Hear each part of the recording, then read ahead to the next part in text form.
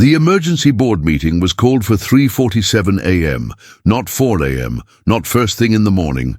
Exactly 3:47 a.m., because that was when the ransomware attack had finally breached Cyberfortress Inc.'s supposedly impenetrable customer database, and Brandon Westfield needed someone to blame before the markets opened. In the sterile conference room on the 67th floor, 12 exhausted engineers sat around a table that cost more than most people's annual salary. Their eyes were bloodshot from 72 hours of emergency patches, emergency meetings, and emergency coffee. The room reeked of desperation, masked by Brandon's signature cologne, a 400 per ounce scent that he claimed was inspiration in a bottle. Brandon Westfield paced behind the head of the table like a caged predator, his Italian leather shoes clicking against the polished concrete floor. At 45, he had the kind of aggressive handsomeness that came from expensive personal trainers and strategic Botox. His silver hair was styled to look effortlessly tousled, though everyone knew it required a team of stylists and 40 minutes each morning. "Gentlemen," he began, his voice carrying the particular brand of authority that only comes from inheriting a pharmaceutical fortune, "we have a problem." The understatement hung in the air like toxic fume. Cyberfortress Inc., the company that had built its reputation on being unhackable, had just lost the personal data of 14 million customers to a group calling themselves the Digital Liberation Front. Credit card numbers, social security digits, private messages, medical records, everything that modern humans foolishly trusted to the cloud was now being auctioned on dark web marketplaces. "Sir," ventured Dr. Samantha Torres, the lead security architect, "we've isolated the breach vector. It appears to be a zero-day exploit in our legacy authentication system." "I don't want to hear about vectors or exploits or any other nerd terminology," Brandon snapped, wheeling around to face her. "I want to know who's responsible for this catastrophe." Dr. Torres exchanged glances with her colleagues. They all knew the real answer. Brandon himself was responsible. For the past 2 years, he had systematically fired every senior engineer who had warned him about security vulnerabilities, replacing them with junior developers who were too terrified to contradict him. He had slashed the cybersecurity budget by 60% to fund his disruption initiatives, a collection of blockchain pet projects and AI chatbots that generated more press coverage than actual revenue. But none of them would say that. They had mortgages to pay and families to feed, and Brandon Westfield had a documented history of destroying the careers of anyone who challenged his authority. He didn't just fire people. He made sure they never worked in Silicon Valley again. The exploit appears to target systems that haven't been updated in 14 months, Dr. Torres continued carefully. Our security team submitted upgrade requests repeatedly, but they were denied due to budget constraints. Brandon's face flushed red. "Are you suggesting this is somehow my fault?" The room went silent, except for the hum of the HVAC system and the distant sound of San Francisco Bay lapping against the shore 67 floors below. Every person in that room knew exactly whose fault it was, but they also knew that truth was a luxury they couldn't afford. "Of course not, sir," Dr. Torres said quietly.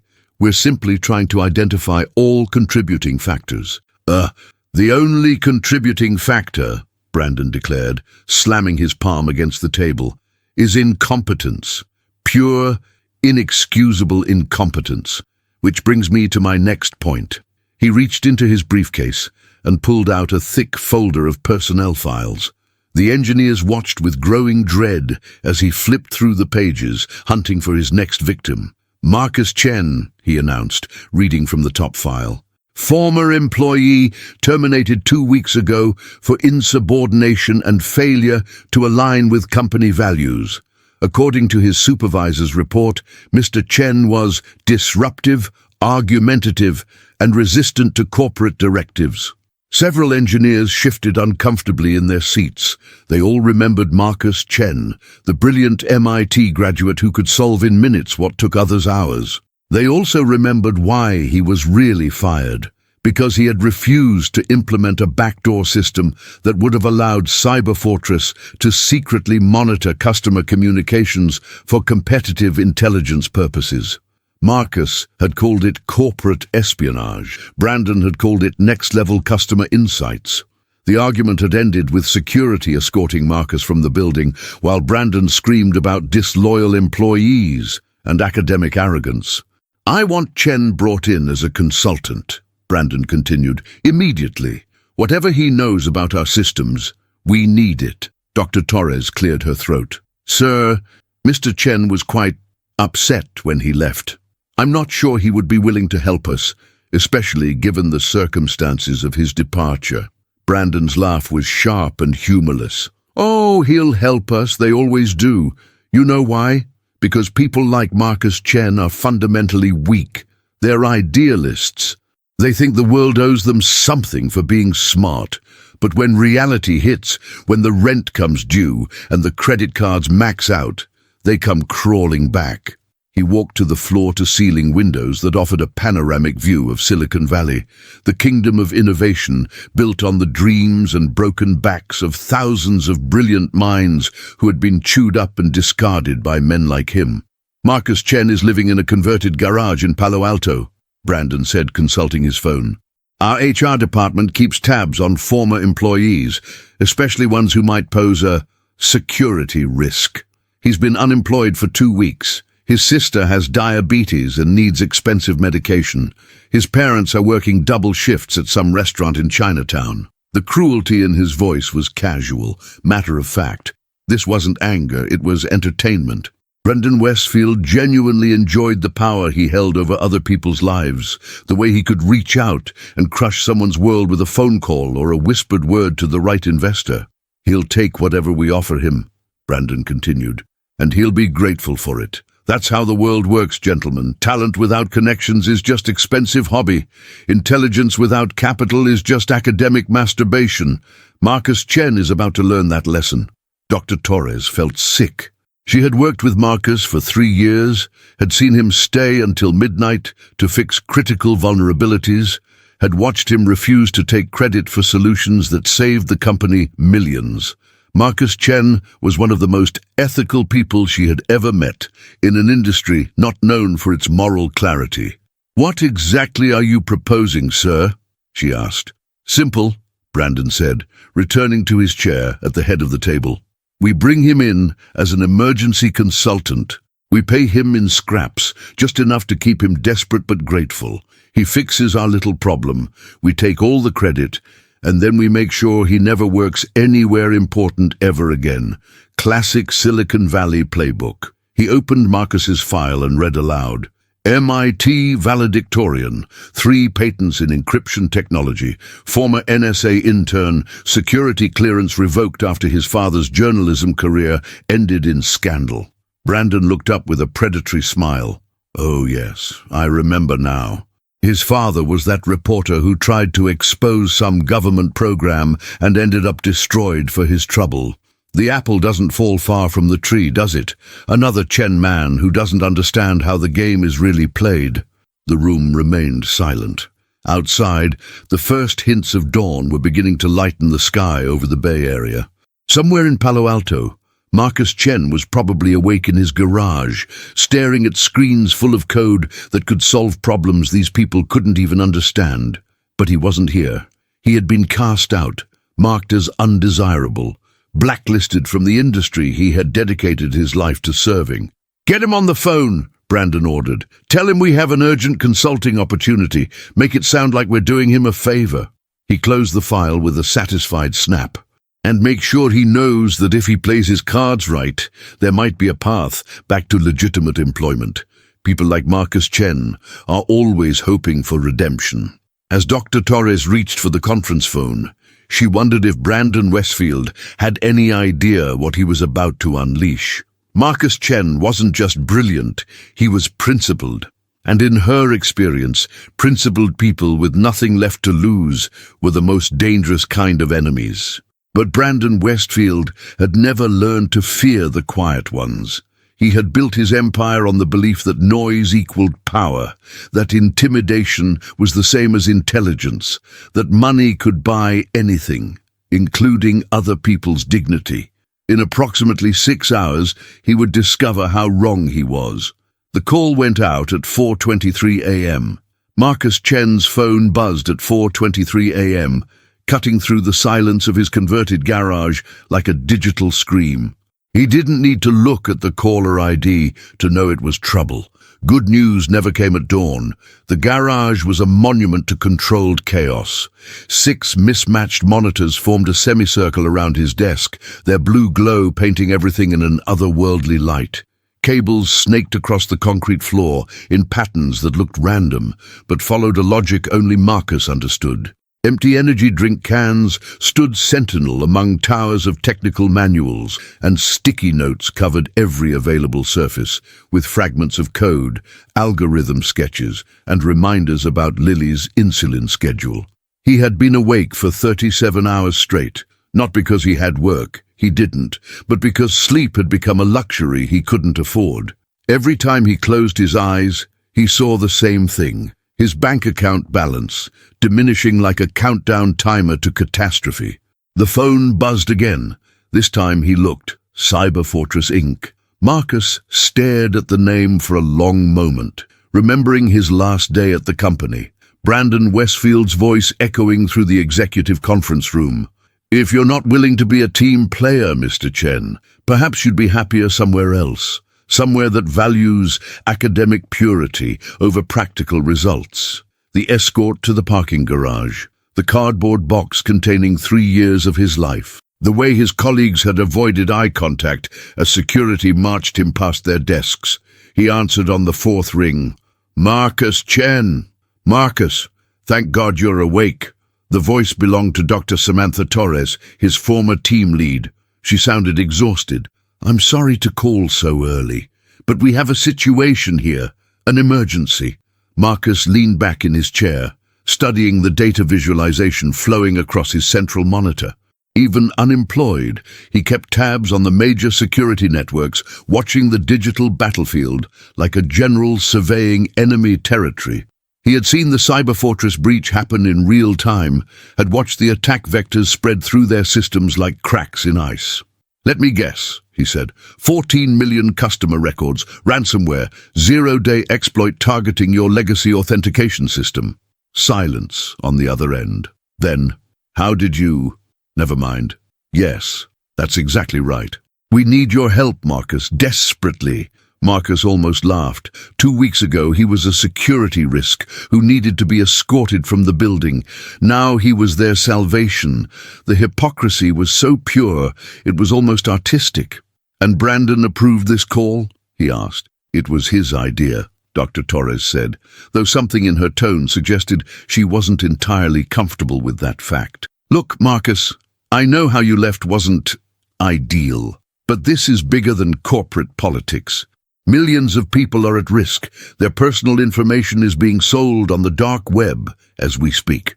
Marcus closed his eyes and thought about the people whose data had been stolen. Not statistics, people. The single mother in Detroit, whose credit card information was now being used to fund terrorism. The cancer patient in Phoenix, whose medical records would be sold to insurance companies looking for reasons to deny coverage. The teenager in Nebraska whose private messages would be used for blackmail. This was exactly why he had fought so hard against Brandon's backdoor system. This was exactly what he had predicted would happen if they prioritized profits over security. "What kind of help are you talking about?" he asked. "We need you to come in as an emergency consultant. Fix the breach, secure the systems, maybe help us track down who did this. Standard rate is $500 per hour for emergency consulting." $500 per hour. 2 weeks ago, Marcus had been making $200,000 per year plus equity. Now they were offering him the equivalent of minimum wage for specialized knowledge that maybe 50 people in the world possessed. The insult was breathtaking. "I'll need to think about it," Marcus said. "Marcus, please, I know the compensation isn't ideal, but it's not about the money. That was a lie. It was absolutely about the money, or rather the complete lack of it. His savings account had exactly $847.63 remaining.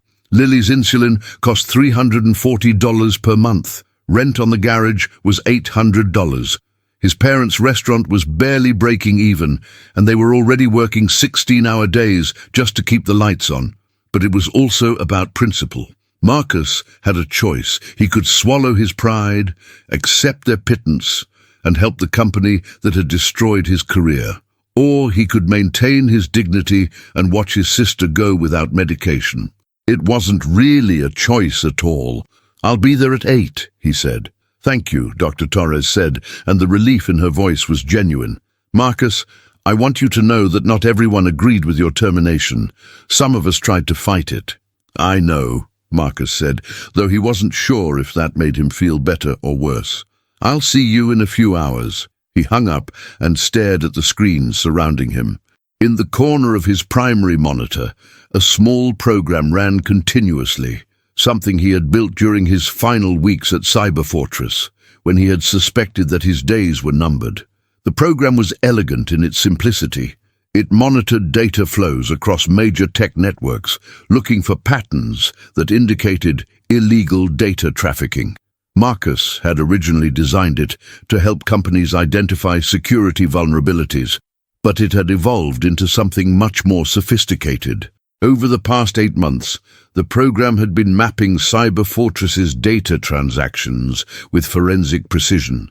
Every packet, every transmission, every encrypted handshake between their servers and mysterious overseas endpoints. What Marcus had discovered would have surprised him if he hadn't already known exactly what kind of man Brandon Westfield really was. Cyberfortress wasn't just failing to protect customer data, they were actively selling it. The evidence was meticulous, overwhelming, and completely damning. Purchase orders disguised as consulting fees to shell companies in Eastern Europe.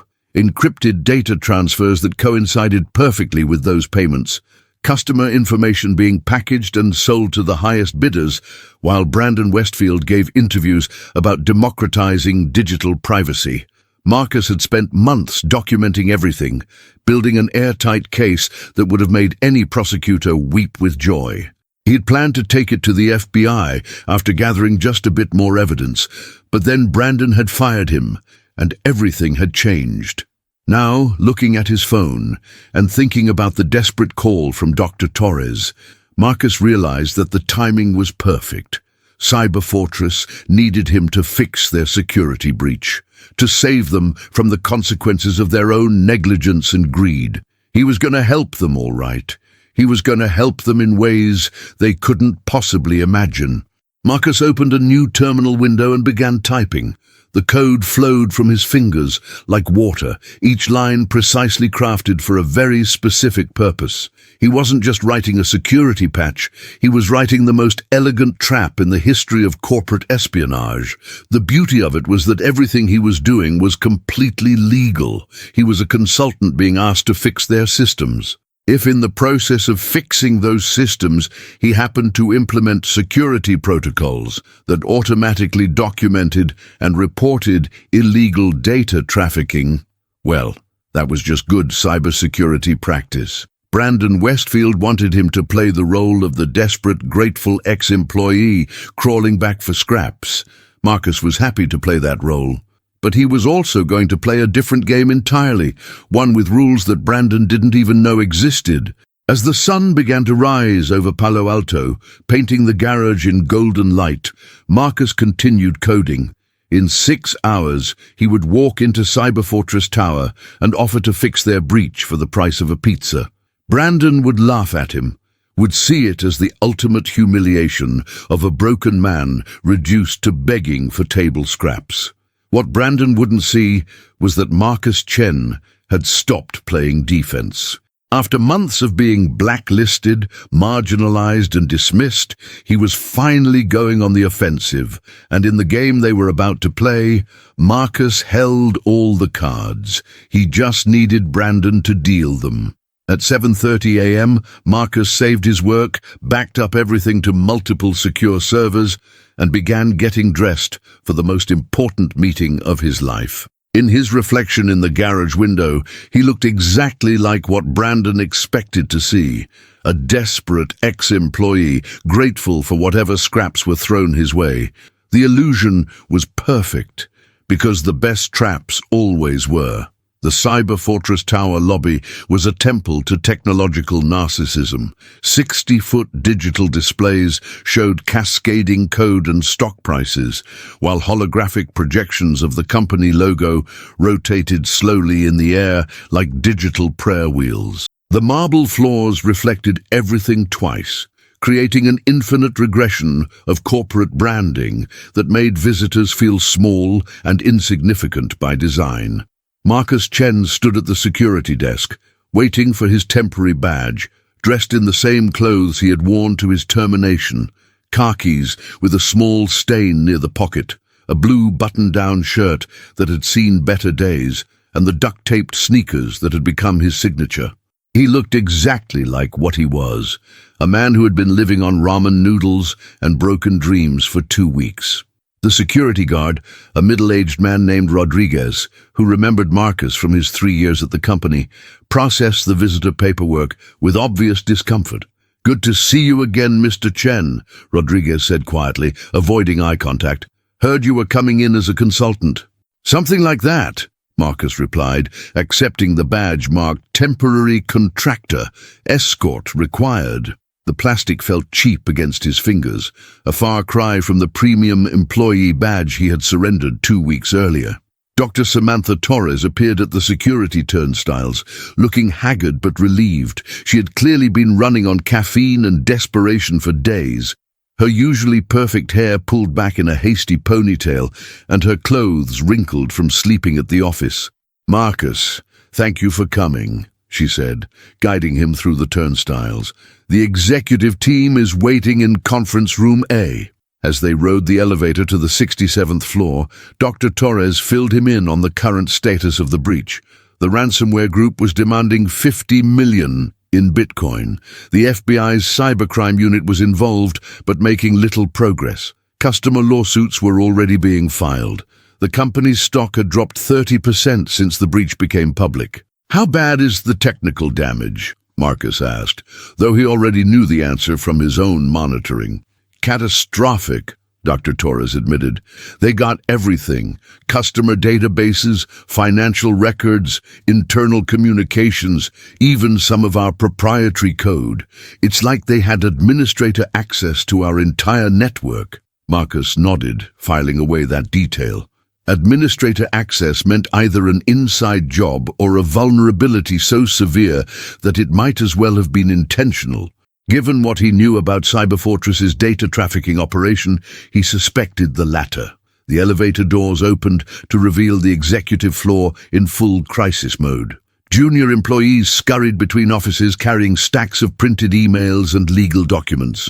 Phones rang constantly. The air buzzed with barely controlled panic as one of Silicon Valley's most arrogant companies faced the possibility of complete collapse. Conference Room A was exactly as Marcus remembered it, a glass-walled shrine to corporate excess, featuring a table that cost more than most people's cars and chairs that had been individually designed by some famous architect. The view of San Francisco Bay was spectacular, which somehow made the room feel even more disconnected from reality. Brandon Westfield was holding court at the head of the table, gesticulating wildly as he explained his vision for turning this crisis into an opportunity. Even in the middle of a corporate apocalypse, he managed to look perfectly groomed, his silver hair styled to perfection and his suit immaculate despite the early hour. "The key is controlling the narrative," Brandon was saying to the assembled executives. "We don't say data breach. We say unauthorized access incident. We don't say customer information stolen. We say user data temporarily compromised. Language matters, people, precision matters." He looked up as Dr.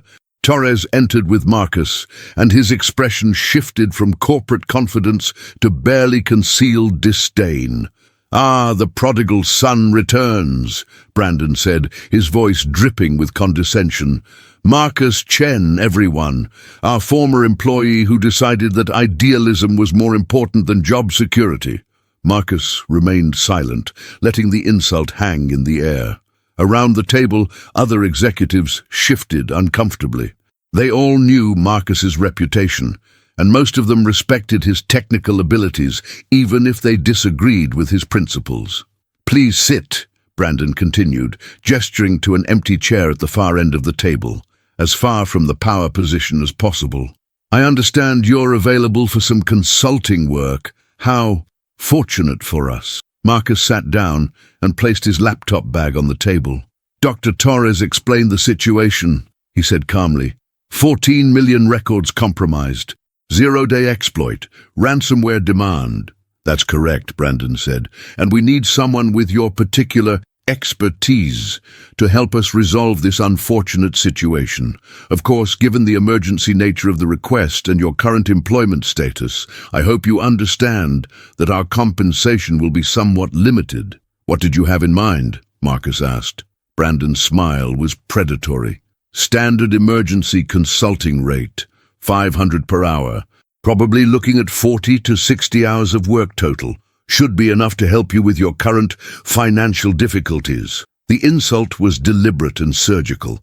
Brandon had done his research, knew exactly how desperate Marcus was supposed to be. $25,000 maximum for work that would normally cost 10 times that amount. It was designed to be simultaneously essential and humiliating. "I have a different proposal," Marcus said quietly. Brandon raised an eyebrow. "Oh? And what's that?" Marcus reached into his bag and pulled out a single sheet of paper. "I'll fix your entire security infrastructure, patch the vulnerability that allowed the breach, implement new protocols to prevent future attacks, and provide you with a complete forensic analysis of how the breach occurred." "And in return?" Brandon asked, clearly amused by what he saw as a desperate negotiation attempt. Marcus looked directly at him, his expression completely serious. "I'll do it for a pizza."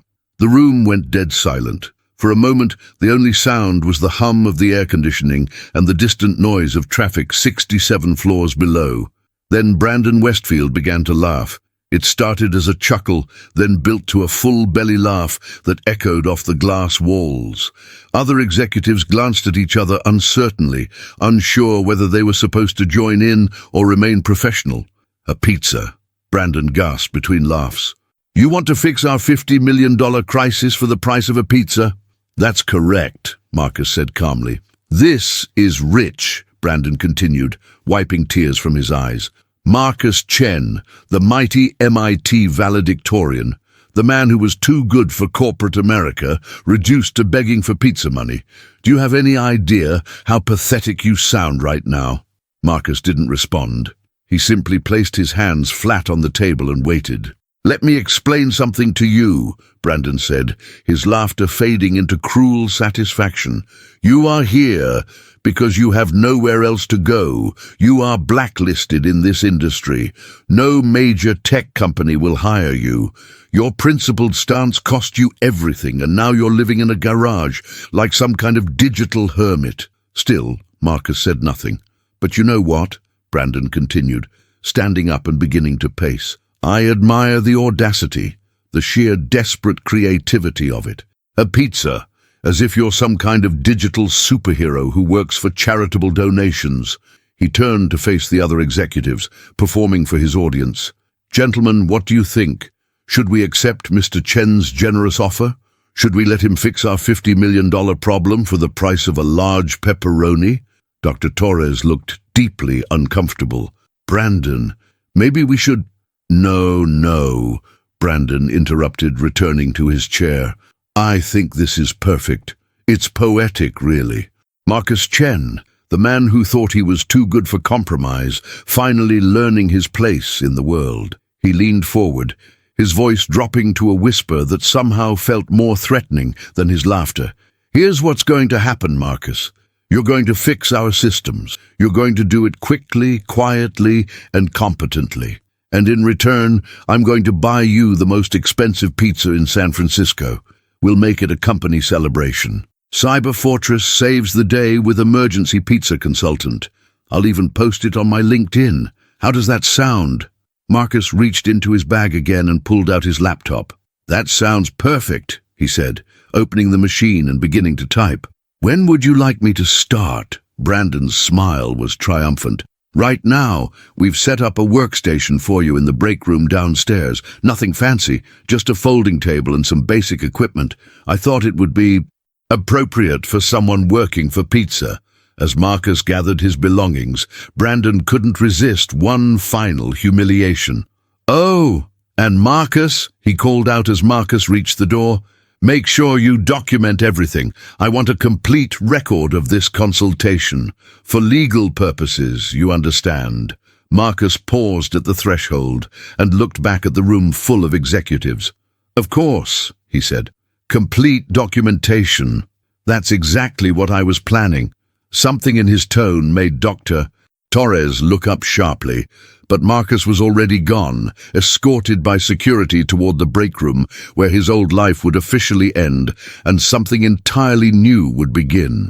In conference room A, Brandon Westfield returned to his chair, feeling the deep satisfaction that came from putting an arrogant subordinate in their place. He had no idea that Marcus Chen had just recorded their entire conversation on the device hidden in his laptop bag, or that the complete documentation he had requested would ultimately send him to federal prison. The trap was set. Now Marcus just needed to spring it. Don't forget to follow our channel for more stories of justice served cold. What moment in this corporate showdown caught your attention the most?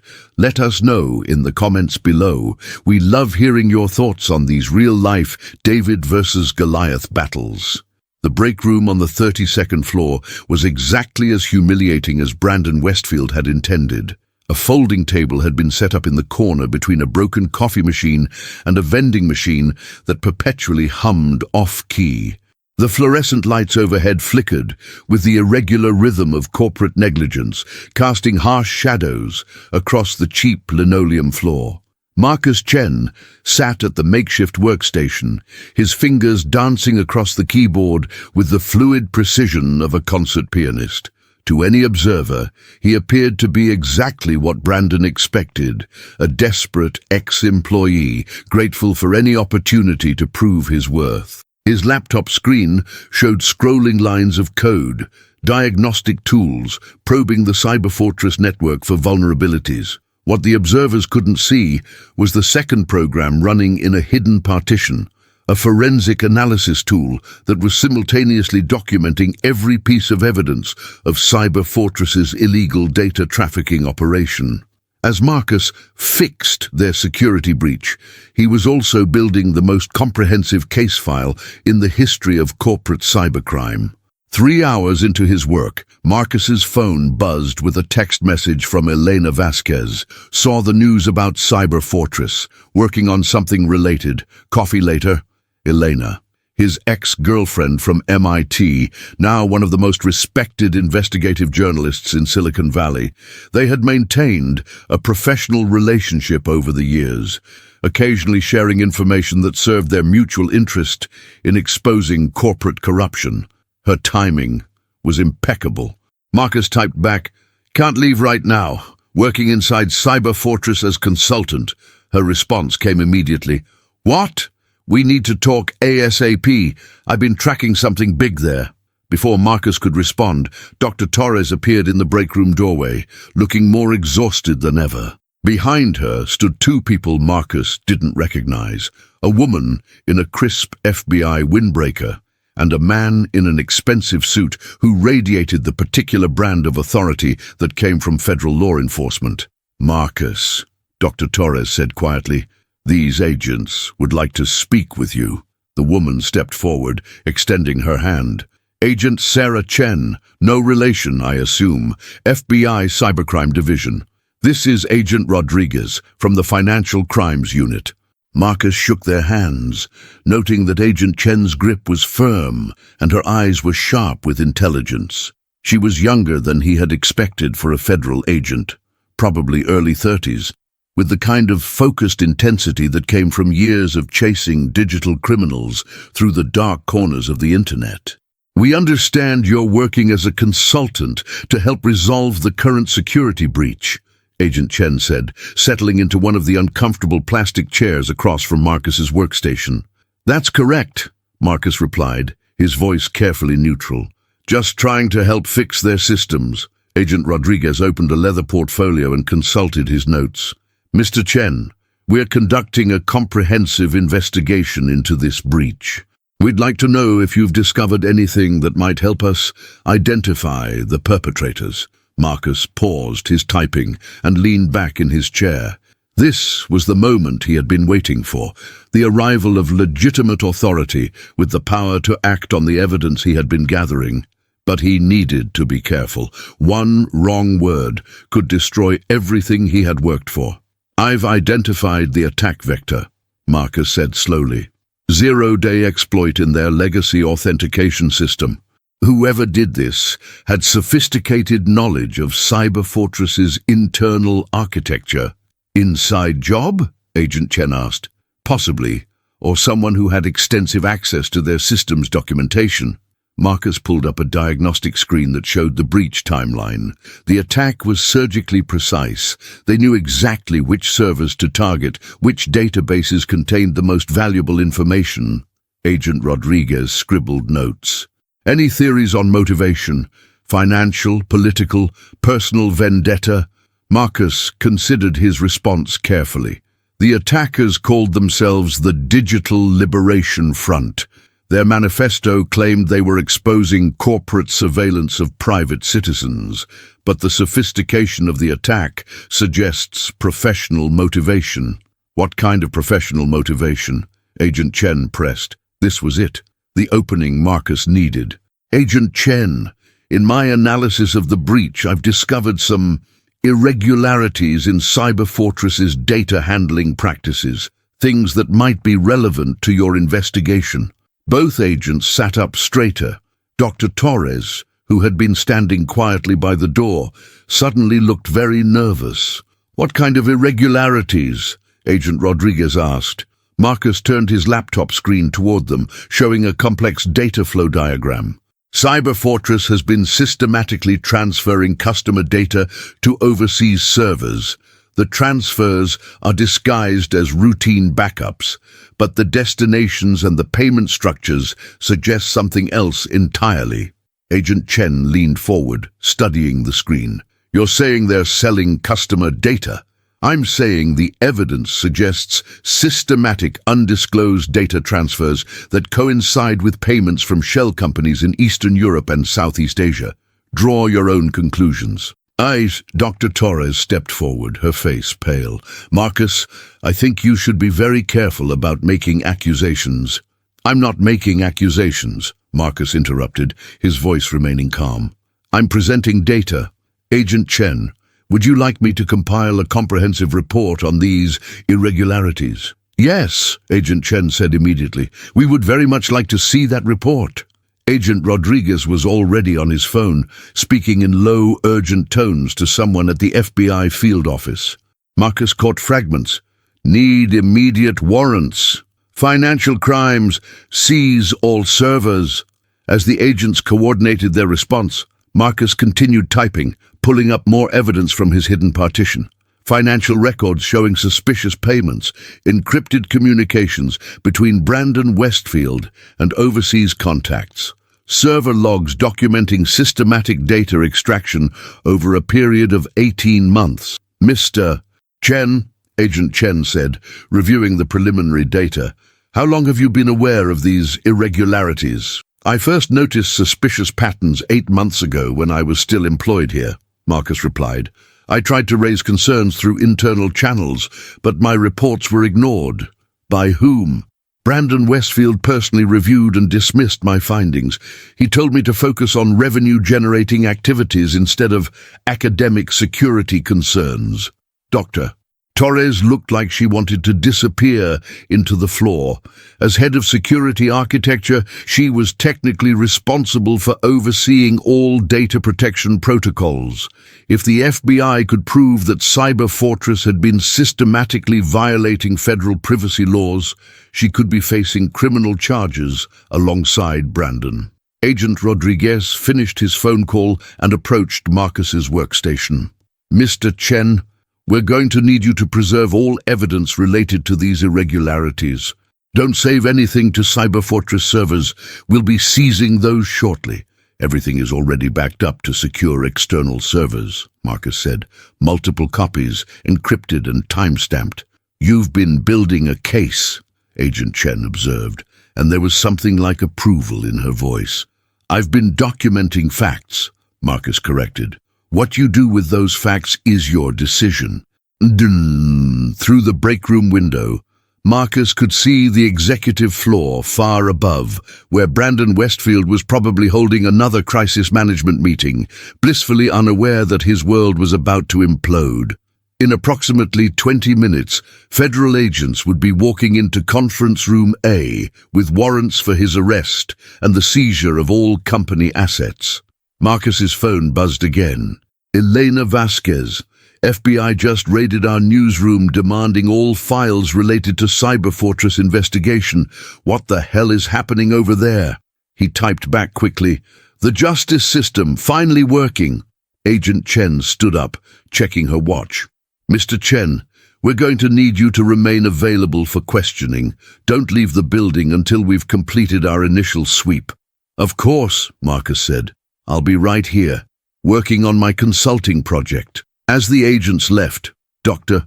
Torres lingered in the doorway, staring at Marcus with a mixture of awe and terror. "You planned this," she said quietly. "All of it. The consultation, the pizza comment, even getting fired.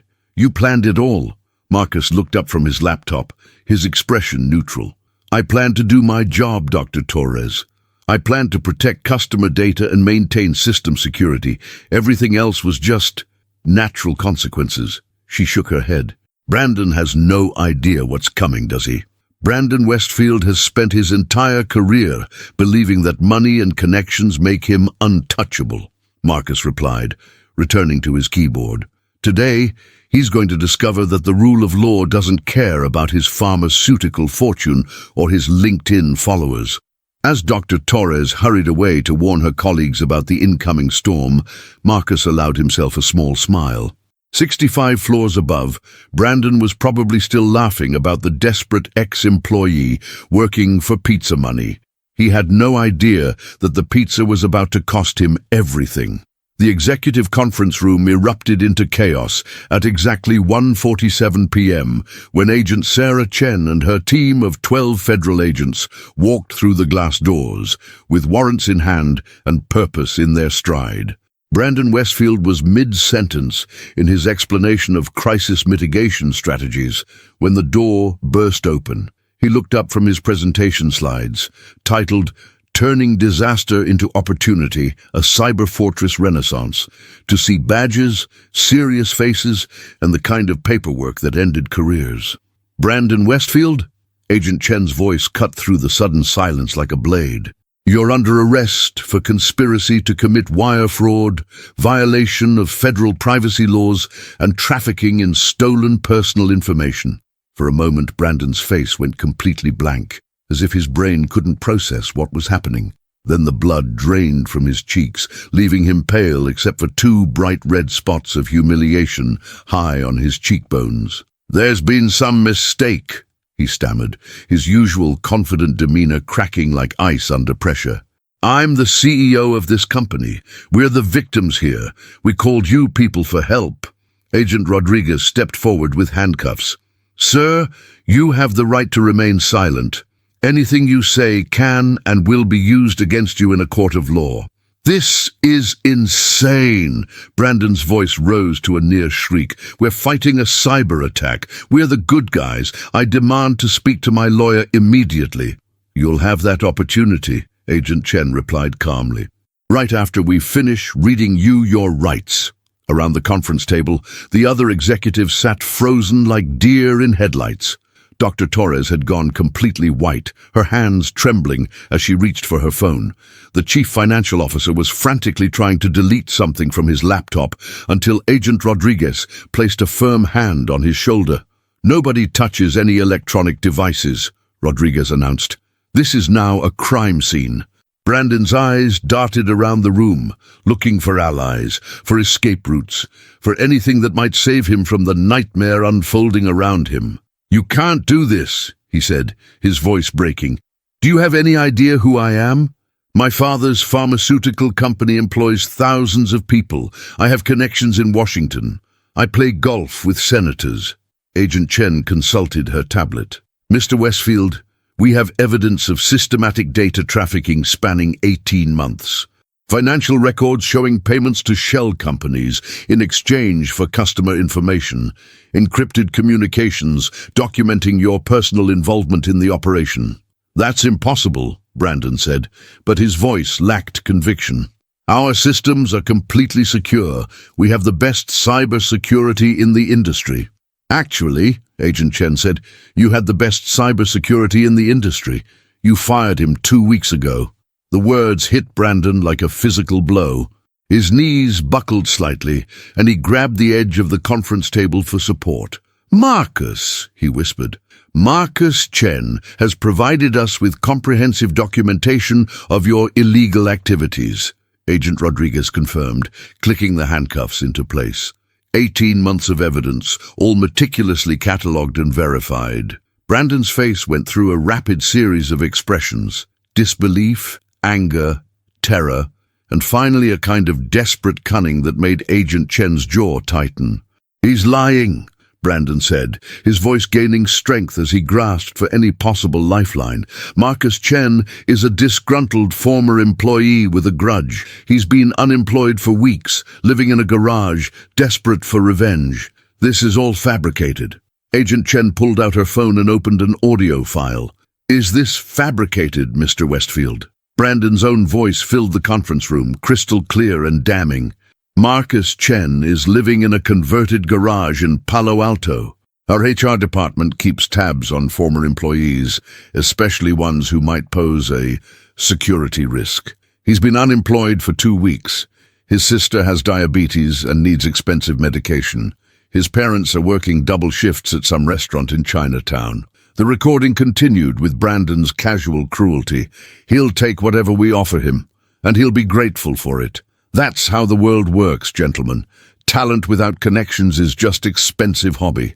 Intelligence without capital is just academic masturbation." The silence that followed was deafening.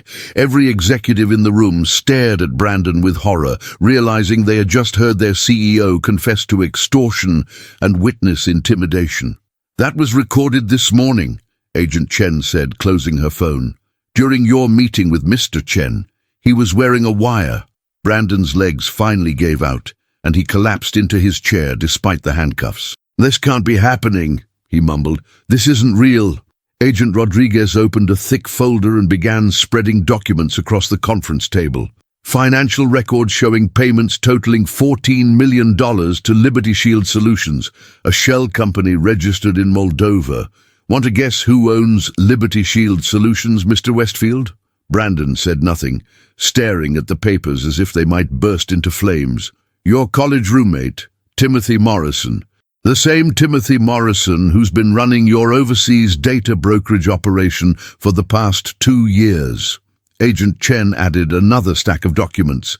"Email communications between you and Morrison discussing merchandise quality and delivery schedules. Merchandise being customer personal information, delivery schedules being when you would extract and transfer the data.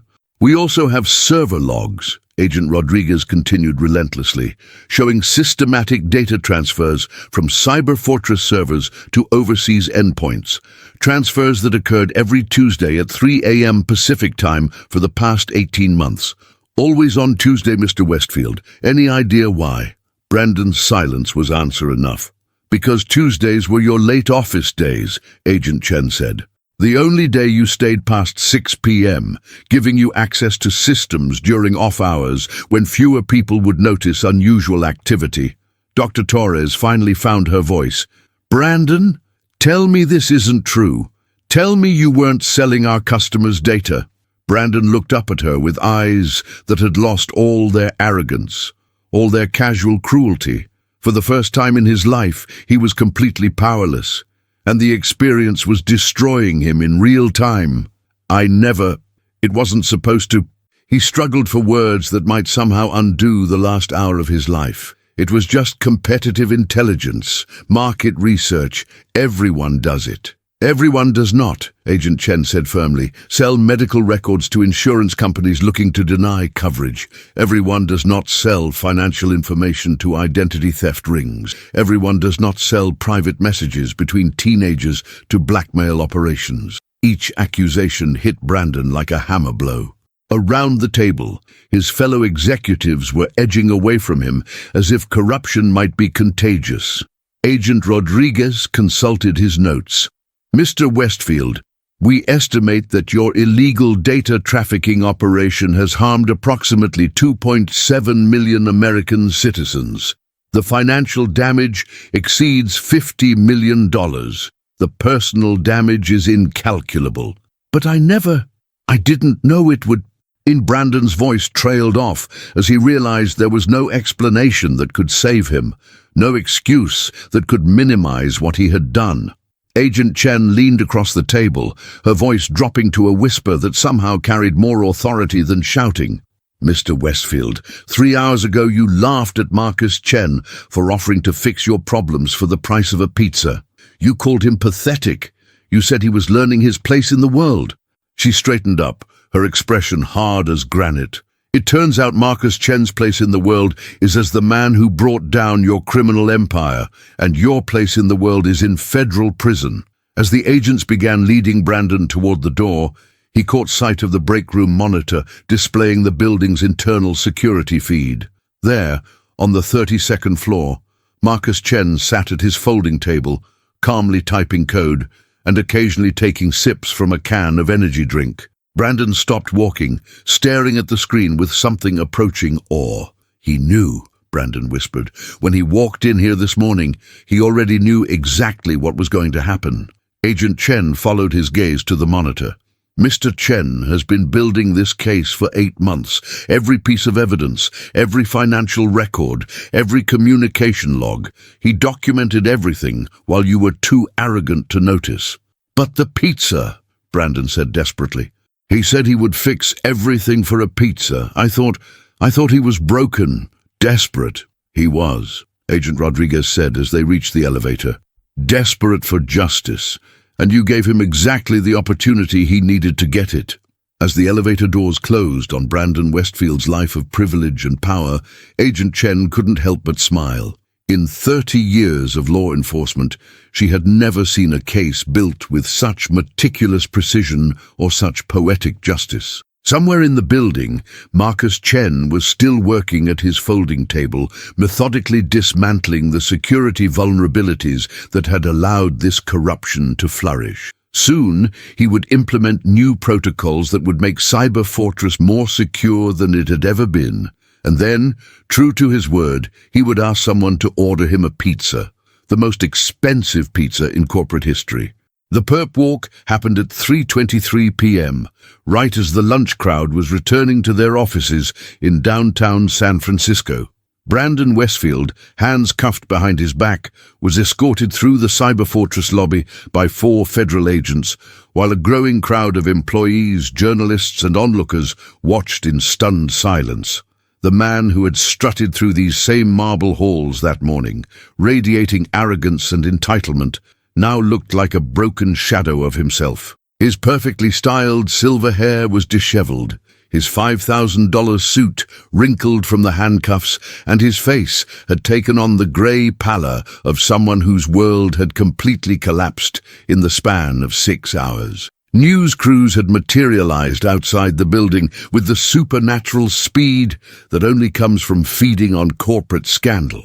Camera flashes exploded like strobe lights as Brandon was loaded into the back of a black SUV, his head ducked in shame as reporters shouted questions he couldn't or wouldn't answer.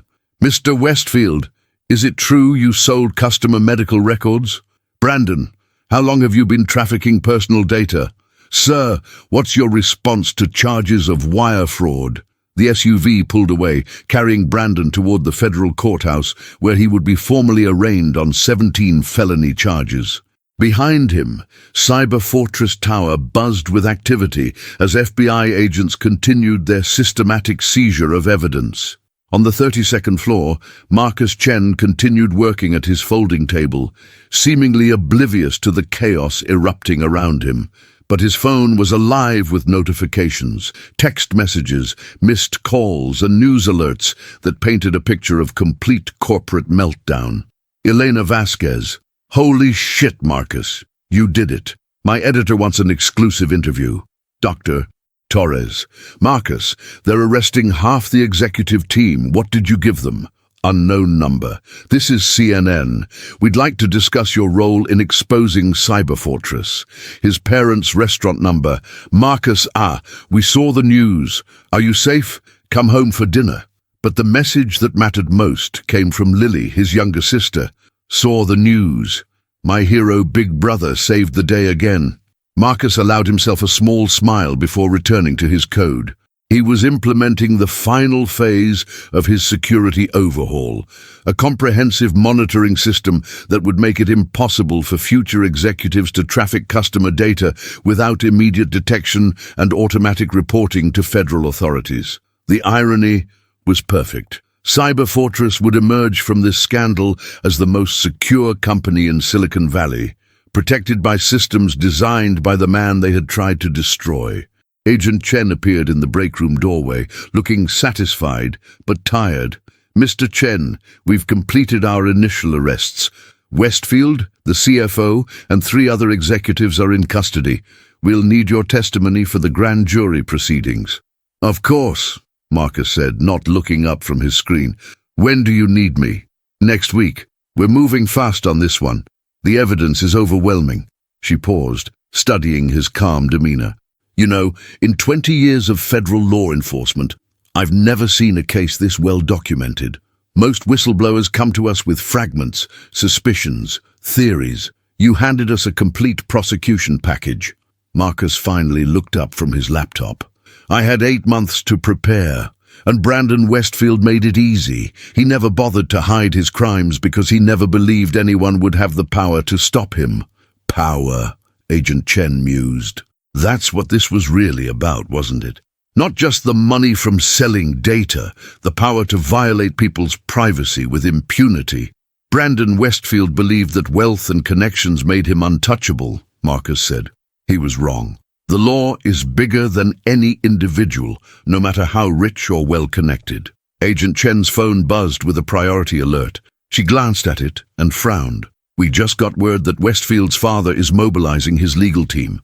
Apparently, he's planning to claim that Brandon was mentally incompetent, not responsible for his actions." Marcus returned to his typing. "That won't work. We have 18 months of methodical planning, detailed communications, and systematic execution. The criminal conspiracy was sophisticated and deliberate. No competent lawyer will be able to sell an insanity defense." "You sound very confident." "I'm a cybersecurity expert, Agent Chen. I understand systems, technological systems, legal systems, human systems. Brandon Westfield spent years building a system designed to exploit and abuse people. Now he's going to be processed by a different system, one designed for justice." Through the break room window, Marcus could see FBI agents wheeling cart after cart of seized servers and computer equipment toward waiting trucks. Cyberfortress's entire digital infrastructure was being catalogued as evidence. The company would survive. The customer data breach had actually been solved within hours of Marcus beginning his work. But it would never again be the arrogant, predatory organization that Brandon had created. Dr. Torres appeared in the doorway, looking like she had aged 10 years in the past 6 hours. "Marcus, I owe you an apology, multiple apologies, for not supporting you when you tried to raise concerns about the data trafficking, for not fighting harder against your termination, for allowing Brandon's intimidation to silence my better judgment." Marcus saved his work and looked up at his former supervisor. "Dr. Torres, you were protecting your career and your team. That's understandable. But understanding and forgiveness are different things." She nodded, accepting the rebuke. "What happens now? To the company, I mean. We have thousands of employees who had nothing to do with Brandon's crimes." "Cyber Fortress will survive," Marcus said. "The FBI isn't interested in destroying the company. They're interested in prosecuting the criminals who hijacked it. With proper leadership and genuine commitment to cybersecurity, Cyber Fortress could become exactly what it always claimed to be." "And you? What happens to Marcus Chen?" Marcus closed his laptop and began packing his bag. His work here was done. The security systems were fixed. The monitoring protocols were installed, and Brandon Westfield's criminal empire had been systematically dismantled. "I go home," he said simply. "I help my sister with her insulin. I help my parents at their restaurant. I wait for the FBI to call me for testimony, and I look for my next job." "Marcus, Dr. Torres said quietly, "I know this sounds ridiculous after everything that's happened, but would you consider coming back as head of security architecture, with full authority over all cybersecurity protocols and a salary commensurate with your actual value to the company?" Marcus stood up, slinging his bag over his shoulder. "Dr. Torres, 6 hours ago Brandon Westfield offered me $25,000 to save his company. I countered with a request for pizza. Do you really think I'm motivated primarily by salary offers?" She flushed red. "That's not what I meant." "I know what you meant," Marcus said, not unkindly, "but Cyber Fortress has a culture problem that goes deeper than just Brandon Westfield. It will take years to rebuild trust, both internally and with customers. I'm not sure I'm the right person for that kind of institutional reconstruction." As Marcus walked toward the elevator, Agent Chen fell into step beside him. "One more question, Mr. Chen. Why pizza? Of all the things you could have asked for, why did you choose something so modest?" Marcus pressed the elevator button and considered his answer.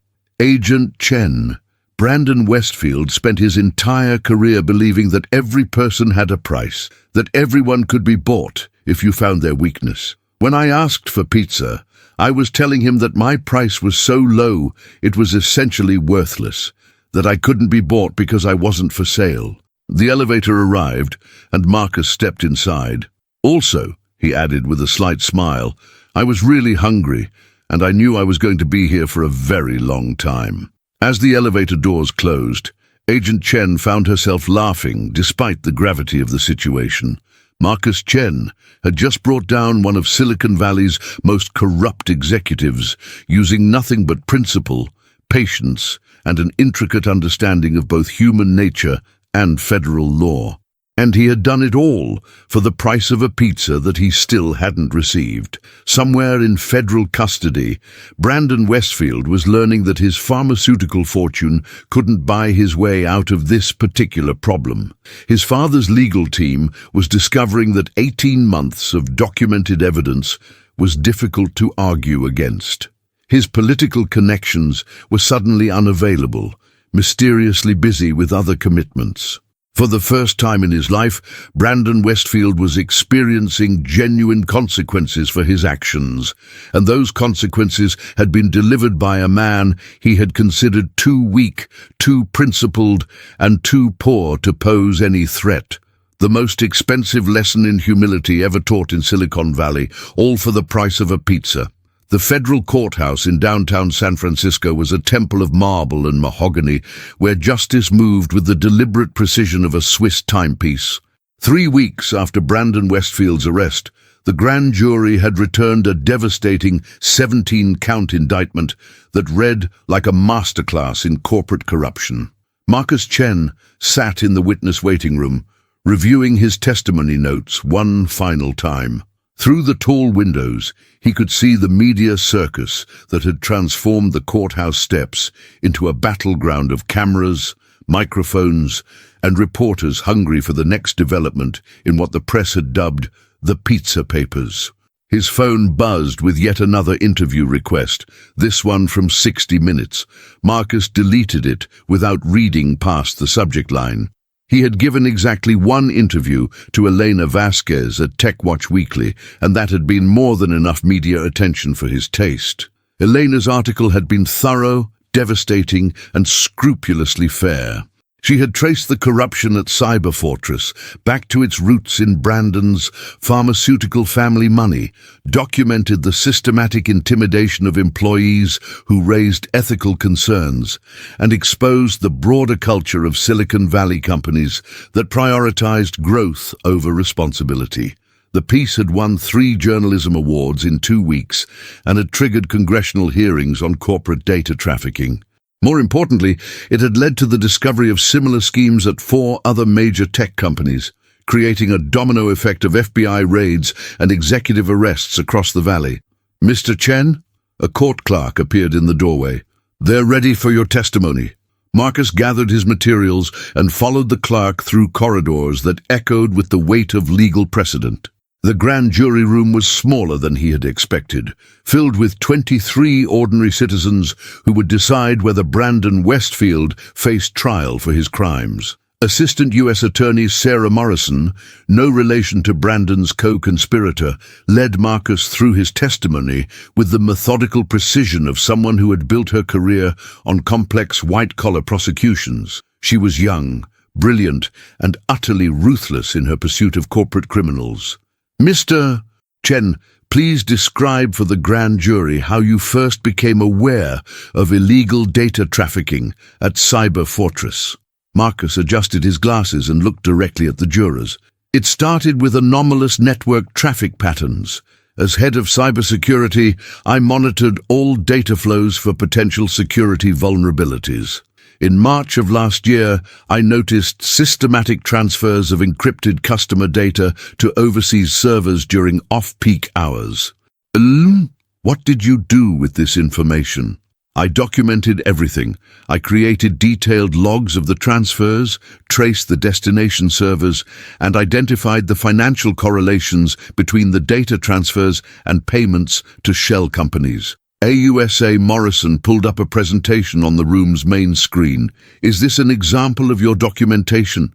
The slide showed a complex network diagram with highlighted data flows, timestamps, and financial correlations. Even the non-technical grand jurors could see the clear pattern of systematic data theft. "Yes," Marcus confirmed. "This represents 1 week of illegal activity. The pattern repeated consistently for 18 months. "Did you report your findings to Cyberfortress management?" "Multiple times. I submitted formal reports to Brandon Westfield personally, recommending immediate investigation and remediation."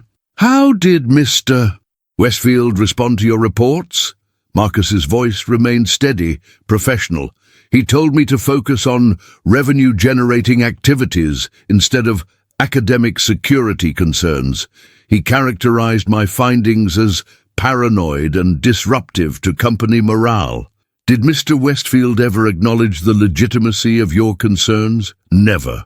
In fact, he began systematically undermining my authority, questioning my competence in front of other employees, and eventually terminated my employment for what he called failure to align with company values." AUSA Morrison moved to her laptop and opened an audio file.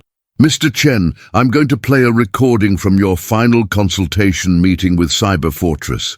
Please tell the grand jury how this recording was obtained." "I was wearing a digital recording device provided by Agent Chen of the FBI Cybercrime Division. The recording was made with full knowledge and consent of federal authorities as part of an ongoing criminal investigation." The audio filled the room, Brandon's voice dripping with condescension and casual cruelty. "Marcus Chen is living in a converted garage in Palo Alto. He's been unemployed for 2 weeks. His sister has diabetes and needs expensive medication. He'll take whatever we offer him, and he'll be grateful for it." Several grand jurors visibly recoiled at the naked malice in Brandon's voice, One elderly woman actually shook her head in disgust. Mr. Chen, AUSA Morrison continued, how did you feel listening to Mr. Westfield describe your personal circumstances? I felt like he was confirming everything I had suspected about his character, Marcus replied. He viewed people as objects to be manipulated and exploited. My financial difficulties weren't a concern for him, they were leverage. But you agreed to work for him anyway. Why? Marcus paused, choosing his words carefully. Because I knew that federal investigators needed direct evidence of his criminal activities. Working inside Cyberfortress as a consultant gave me access to systems and communications that would provide that evidence. So when you offered to fix their security breach for the price of a pizza, that wasn't desperation, that was strategy. It was both, Marcus admitted. I was desperate for justice. And the strategy was to give Brandon Westfield exactly what he expected to see. A broken man begging for scraps. His arrogance made him careless. AUSA Morrison pulled up another slide showing financial records. Mr. Chen, during your consultation work, did you discover additional evidence of criminal activity? Yes, I found proof of systematic data sales totaling over $14 million, involving the personal information of 2.7 million American citizens. Medical records, financial information, private communications, all sold to the highest bidders without customer knowledge or consent. And what did you do with this evidence?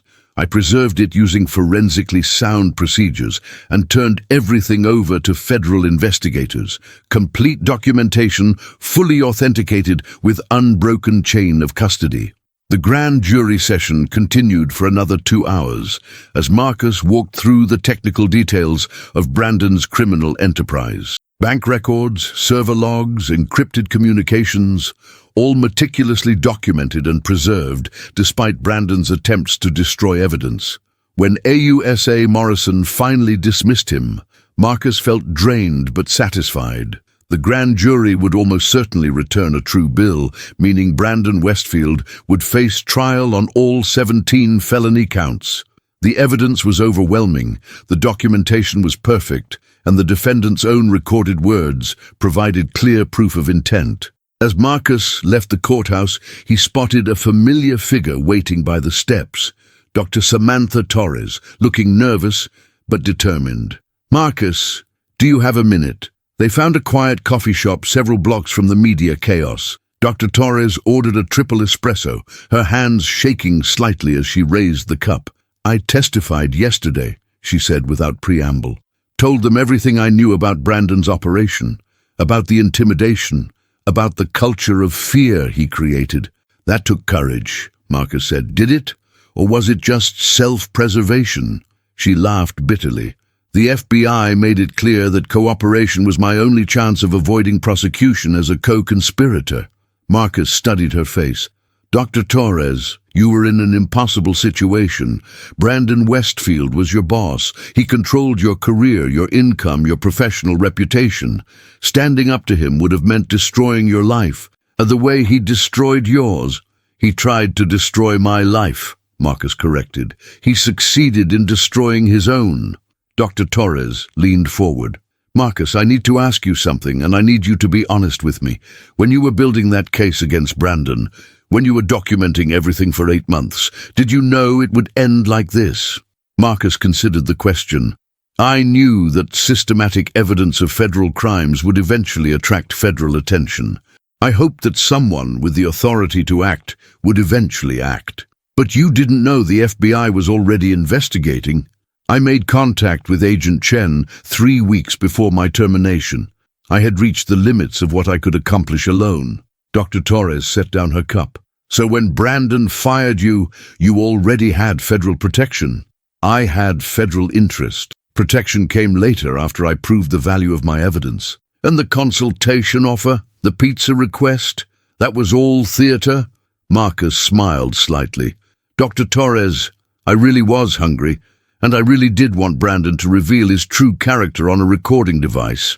Sometimes the best plans are the ones that serve multiple purposes. They sat in comfortable silence for a moment, watching pedestrians hurry past the coffee shop window.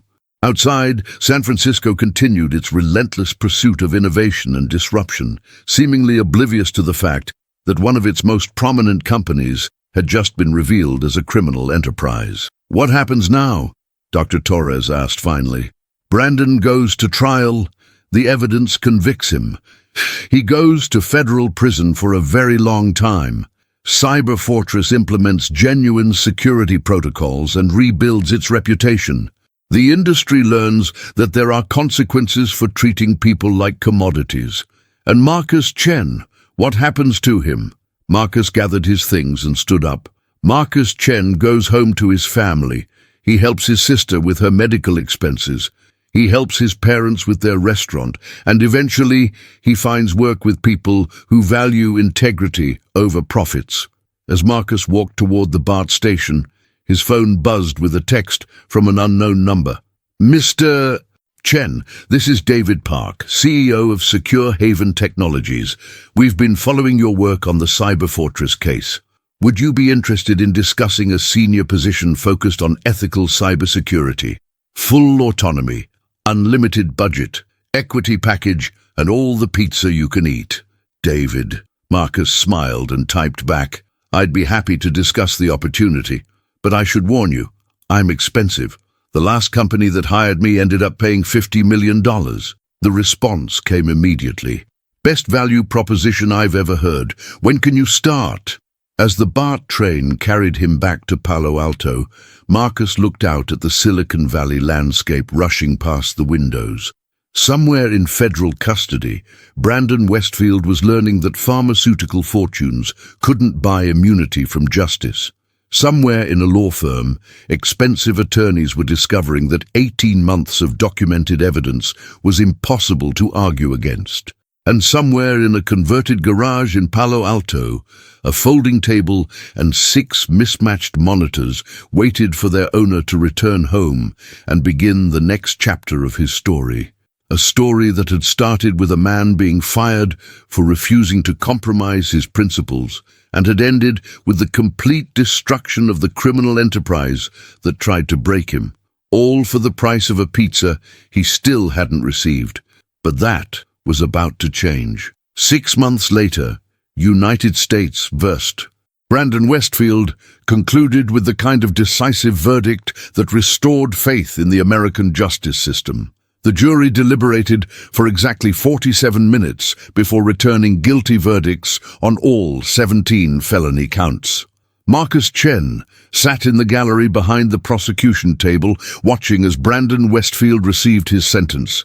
25 years in federal prison without the possibility of parole, plus forfeiture of all assets derived from his criminal enterprise. The pharmaceutical fortune that had bought Brandon his position and power would now be distributed among the 2.7 million victims of his data trafficking scheme. The judge's words echoed through the marble courtroom. "Mr. Westfield, you violated the trust of millions of Americans who believed their personal information was being protected. You turned that trust into profit, treating human privacy as a commodity to be sold to the highest bidder. This court sentences you to a term that reflects both the scope of your crimes and the need to deter others who might consider similar violations of public trust." Brandon, dressed in an orange jumpsuit that made his pale complexion look grey and sickly, showed no emotion as the sentence was read. His pharmaceutical fortune was gone, his company's stock was worthless, and his political connections had evaporated the moment the handcuffs clicked. For the first time in his life, Brandon Westfield was experiencing genuine consequences with no way to buy, intimidate, or charm his way to freedom. As the bailiffs led him away to begin his quarter-century sentence, Brandon's eyes met Marcus's across the courtroom.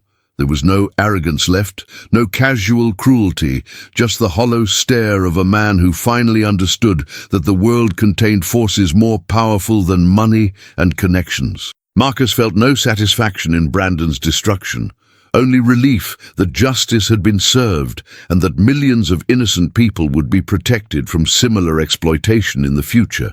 Outside the courthouse, media crews waited like hungry predators. but Marcus slipped out through a side entrance to avoid the attention. He had given his testimony, provided his evidence, and fulfilled his civic duty.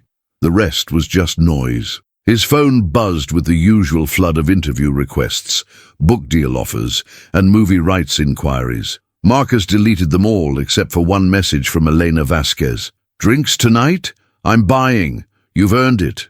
Instead of responding immediately, Marcus walked to the nearby financial district and entered the gleaming lobby of Secure Haven Technologies, where he had been working as chief security officer for the past 4 months. The company was everything Cyber Fortress had pretended to be, genuinely committed to protecting customer data, led by executives who understood that ethical business practices were profitable business practices, and staffed by engineers who valued integrity over stock options. His corner office on the 30th floor had a view of San Francisco Bay and a salary that would have seemed impossible 6 months earlier. More importantly, it came with complete autonomy over all security protocols and an unlimited budget for implementing genuine protection systems. Marcus's assistant, Jennifer, looked up from her desk as he entered. "How did the sentencing go?" 25 years, Marcus replied, settling into his chair. "No parole." "Good," Jennifer said with satisfaction. "That man destroyed a lot of lives. Speaking of which, you have a visitor in conference room B. Says it's personal." Marcus found Lily waiting for him, her face bright with excitement and health. His sister's diabetes was now completely managed thanks to the insurance coverage and salary from Secure Haven, and she had returned to college to finish her computer science degree. "Big brother," she said, jumping up to hug him. "I saw the news. They really gave him 25 years. "They really did," Marcus confirmed. "How are your classes going?" "Amazing. Professor Williams says I have a natural talent for cybersecurity. I wonder where that comes from." She grinned and pulled out her laptop. "Actually, that's why I'm here. I've been working on something as a surprise project." Lily opened her computer and showed Marcus a beautifully designed website, the Marcus Chen Foundation for Ethical Technology. The homepage featured his photo alongside a mission statement about protecting digital privacy rights and supporting whistleblowers in the tech industry. "Lily, what is this?" "It's your foundation," she said proudly. "I've been working with Elena Vasquez and some lawyers to set it up. The restitution money from Brandon's case, your share comes to about $2 million. We're using it to fund cybersecurity education, legal defense for tech whistleblowers, and research into ethical AI development." Marcus stared at the screen, overwhelmed. "Lily, I can't." "You can and you will," she interrupted. "Marcus, you saved millions of people from having their personal information stolen and sold. You brought down one of the most corrupt executives in Silicon Valley. You proved that doing the right thing actually matters. Now you're going to help other people do the right thing too." As Marcus scrolled through the website, he found testimonials from cybersecurity professionals, privacy advocates, and ordinary citizens whose lives had been protected by his actions.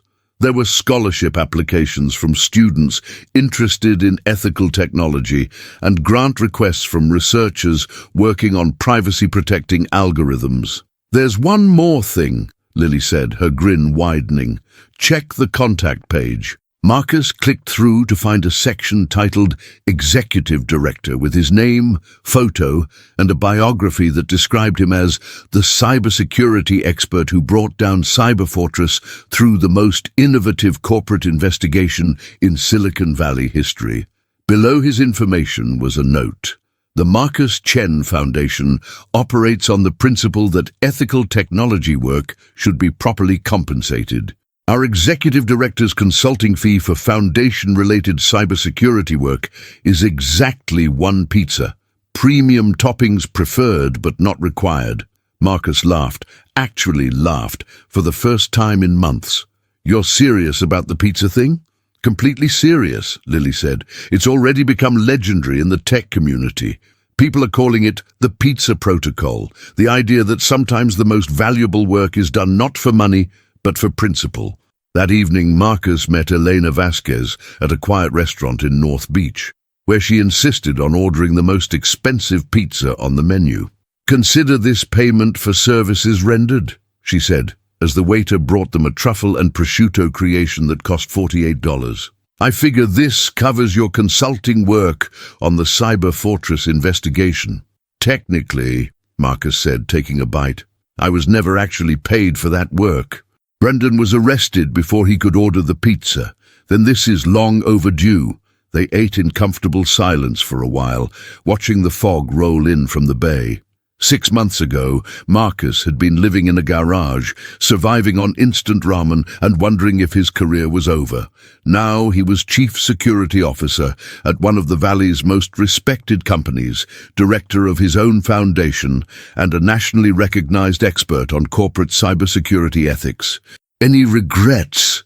Elena asked finally. Marcus considered the question. "About Brandon? No. He made his choices, and now he's facing the consequences. About the way it happened? Sometimes. I wish I could have stopped him without destroying so many lives in the process." "You didn't destroy those lives, Marcus. You saved them. Every person whose data would have been stolen over the next 25 years. Every identity theft victim who won't become a victim. Every privacy violation that won't happen because Brandon Westfield is in prison. You saved all of them." Marcus's phone buzzed with a text from his parents. "Saw the news about the sentencing. Very proud of our son. Come for dinner Sunday. Mom is making dumplings." Another message from Dr. Torres. "Heard about the foundation. Cyber Fortress would like to make a substantial donation. Consider it our way of saying thank you." And one from Agent Chen. 25 years.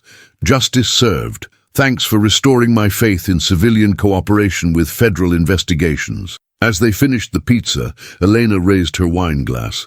"To Marcus Chen, the man who proved that integrity isn't just good ethics, it's good strategy." Marcus clinked glasses with her. "To everyone who believes that technology should serve humanity, not the other way around." Later that night, Marcus returned to his apartment in Palo Alto. Not the garage, but a real apartment with actual walls and reliable electricity. He sat at his desk, not a folding table but a proper workspace, and opened his laptop to review applications for the Foundation's first round of cybersecurity scholarships. The applications told stories that reminded him of his own journey. Brilliant students from working-class families who wanted to build secure systems, whistleblowers who had lost their jobs for reporting corporate misconduct, researchers who were developing privacy-protecting technologies despite pressure from profit-focused investors. Marcus approved funding for all of them.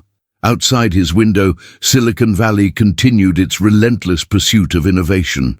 But now there was a new voice in that conversation, a voice that insisted technology could be both profitable and ethical, that success didn't require compromising principles, and that the most valuable work was often motivated not by money, but by a simple desire to do the right thing.